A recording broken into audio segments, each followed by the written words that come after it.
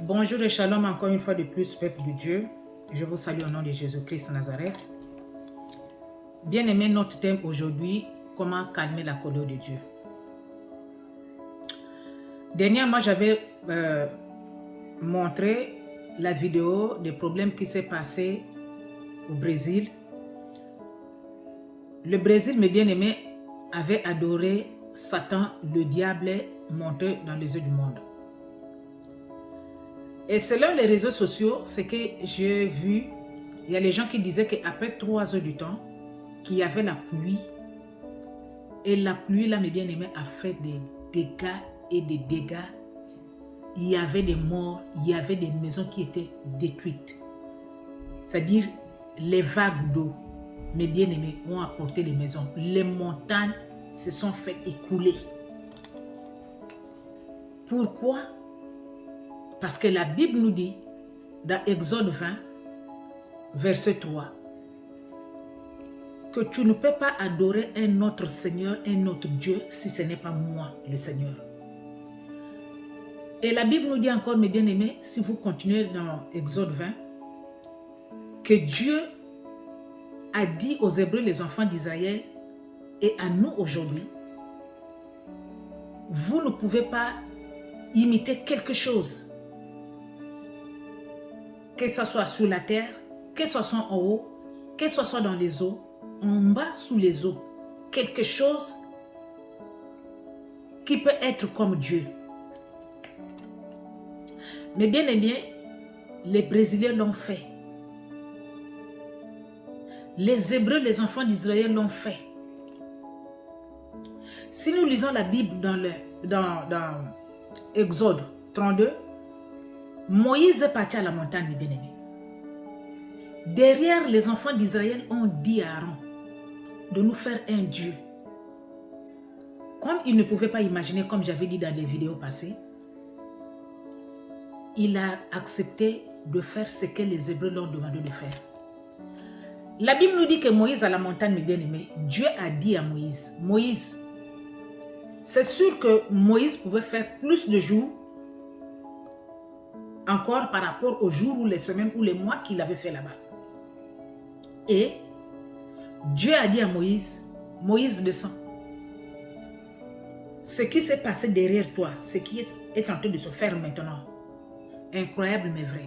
Je ne pouvais pas imaginer que ce peuple que j'ai fait sortir de l'Égypte, qui ont vu ma main, peut faire ce qu'ils ont fait aujourd'hui. Moïse, étonné d'attendre le Seigneur lui dire, descends. Et Dieu dit à Moïse, Moïse, je vais détruire ce peuple. Tous les enfants d'Israël, les Hébreux là, qui sont avec toi là, je vais tous les détruire. Et Moïse a dit, mais Seigneur, qu'est-ce qui se passe? Que ce peuple que tu as laissé derrière toi sont en train de prier un Dieu de vous. Mais bien aimé, c'est sûr que Dieu a tout expliqué à Moïse. Et Moïse était étourdi avec les instructions que le Seigneur lui avait données à la main, les 2 tableaux, pour venir encore parler aux enfants d'Israël, pour continuer à faire ce que Dieu veut et pour que Dieu continue à faire des bonnes choses dans leur vie. Nous allons lire la parole de Dieu, mes bien-aimés, dans Exode 32, versets 7 à 8, et nous allons lire le verset 11. L'Éternel dit à Moïse, va, descends, car ton peuple que tu as fait sortir du pays d'Égypte s'est corrompu. Amen. Et le verset 11 nous dit, Moïse implora l'Éternel, son Dieu, et dit, pourquoi, ô Éternel, ta colère s'enflammerait-elle contre ton peuple que tu as fait sortir du pays d'Égypte par une grande puissance et par une main forte. Amen.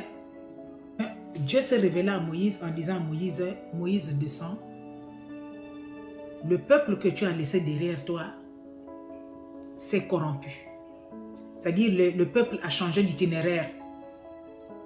Le peuple qui était dans la voie pour suivre le Seigneur le peuple qui était dans la voie d'écouter le Seigneur, le peuple qui était dans la voie, c'est-à-dire qui parlait toujours de leur Seigneur, qui ont vu la main de Dieu, mes bien-aimés, depuis l'Égypte, le peuple s'est corrompu. Le peuple a changé. Ils ont refusé le vrai Dieu, abandonné le vrai Dieu et cherché un autre Dieu. Or, la Bible nous dit dans Exode 20 que tu ne prieras jamais un autre Dieu sauf moi. Alors Dieu prononça toutes ces paroles en disant, je suis l'Éternel ton Dieu qui t'ai fait sortir du pays d'Égypte, de la maison de servitude. Amen. Tu n'auras pas d'autre Dieu devant ma face. Ici, mes bien-aimés, dans le verset 20, dans le livre d'Exode, Dieu dit aux enfants d'Israël que tu n'auras pas un autre Dieu devant ma face. C'est-à-dire que ce soit dans le ciel, dans la terre, sous la terre, dans les eaux, tu ne peux pas prendre quelque chose que tu vas imiter, par exemple, ça là, je prends quelque chose là, je mets ça étant que Dieu, et puis je vais commencer à adorer ce bic, ou bien je vais commencer à adorer quelque chose qui est semblable à Dieu. Parce qu'il n'a pas de semblable. Dieu est l'unique à lui-même. Dieu n'a pas quelque chose que qu'on peut comparer à lui, que ça là, c'est comme Dieu, et ça là, ce n'est pas comme Dieu. Non. Et Dieu a déclaré aux enfants d'Israël, dans le verset 20 d'Exode, que tu n'auras jamais un autre Dieu devant ma face. Seul moi. Le Dieu que tu n'as jamais vu, mais tu vois des miracles, tu vois des choses que je fais dans ta vie. Je suis l'unique à mon genre. Je n'ai pas de semblable. Mais bien aimé. Et les enfants d'Israël, dans leur marche, arrivaient quelque part. Ils ont dit à Aaron, nous on ne connaît pas ce que Moïse est devenu aujourd'hui. C'est pourquoi j'avais dit dans mes prédications passées, on ne sait pas, il y avait combien de semaines, mes bien-aimés, que Moïse avait fait là où il était parti. On ne sait pas combien de mois Moïse avait fait là où il était parti à la montagne. On ne sait pas, mais ce qui est vrai, la Bible nous dit que Moïse est parti à la montagne, mes bien-aimés. Et les enfants d'Israël ont déclaré derrière lui que nous voulons un Dieu qu'on va voir dans nos yeux. Nous voulons un Dieu qui va nous diriger parce que nous, la vie de Moïse aujourd'hui, on ne connaît pas qu'est-ce que Moïse est devenu. Les enfants d'Israël, mes bien-aimés, ils sont corrompus. Ils ont changé d'itinéraire. Ils ne voulaient plus d'un Dieu invisible. Ils voyaient des miracles, c'est vrai. Ils ont vu la main de Dieu depuis l'Égypte, ce que Dieu a fait, c'est vrai. Mais arrivés quelque part, mes bien-aimés, ils étaient arrêtés. Ils n'avançaient plus. Ils ne pouvaient plus reculer. Ils ont dit non. Ils ont eu l'idée de faire maintenant un Dieu qu'ils vont voir maintenant dans leurs yeux. Prendre quelque chose qu'ils vont imiter, que ça c'est Dieu. Parce que nous, on ne veut pas de Dieu d'invisible. Nous, on veut un Dieu qu'on va voir dans nos yeux. Face to face. Face à face. Bien-aimés, Aaron ne pouvait pas résister contre des milliers de personnes. Et Aaron a fait un Dieu de fou. C'est lui qui devrait prendre le relais. Comme il était en training, Dieu avait dit à Moïse de former Josué. Parce qu'après lui, Moïse, c'est lui le successeur pour faire rentrer les enfants d'Israël dans le pays là où Dieu les a menés. Josué aussi attend mes bien-aimés et il pose la question à Moïse. Mais Moïse, ou papa, mais ce que je suis en train d'attendre là-bas, c'est les cris de guerre. Moïse qui avait déjà la révélation dit à Josué, non, ce n'est pas les cris de guerre que quelqu'un a remporté la victoire ou quelqu'un a perdu la bataille, non. Mais ça, c'est les cris des gens qui sont en train de danser, ils sont dans la joie. Et à la montagne, quand Dieu a dit à Moïse que ce peuple-là, ce qu'ils ont fait Moïse, je vais en finir avec eux. Bien-aimé, Moïse a plaidé la cause des enfants d'Israël. Moïse a dit à Dieu, Seigneur, si tu le fais, qu'est-ce que le monde ne va pas dire? Si tu les détruis, qu'est-ce que les Égyptiens, leurs ennemis, ne vont pas dire? Que toi, le Seigneur, Tu es venu les prendre en Égypte. Là où ils étaient en esclavage pendant des années, pendant des siècles, pendant des décennies. Tu es venu leur faire sortir de la servitude. Là où ils travaillaient sans salaire. Là où ils partaient au travail, quand ils travaillent, c'est-à-dire que la sueur sort jusqu'à la force de son sang. Personne ne peut avoir pitié d'eux. Tu les as amenés jusqu'ici. Et aujourd'hui, tu changes les idées en disant que tu vas leur détruire. Seigneur, pardon. Moïse a plaidé la cause des enfants d'Israël pour les Hébreux et bien-aimés. Dieu a dit, ok, mais ce n'est pas un problème. Donc, Moïse tient le Seigneur par sa main. Toi, Seigneur, qui as promis que tu vas faire de ce peuple comme les étoiles du ciel. Tu avais promis à Abraham. Seigneur, mais aujourd'hui, tu vas détruire ce peuple. Qu'est-ce que le monde ne veut pas dire? Bien-aimé, de grâce, Dieu a écouté Moïse. Moïse s'est repenti, demandait pardon pour les Hébreux, mes bien-aimés. Moïse s'est humilié devant le Seigneur pour que le Seigneur ne puisse pas détruire les Hébreux qui avaient changé leur idée en priant encore un Dieu de Baal, un Dieu de veau. C'est pour vous dire, mes bien-aimés, que la Bible nous dit que la repentance est très très nécessaire dans la vie de l'homme. Que quand tu fais quelque chose de mal, mon frère et ma soeur, reconnais ton mal.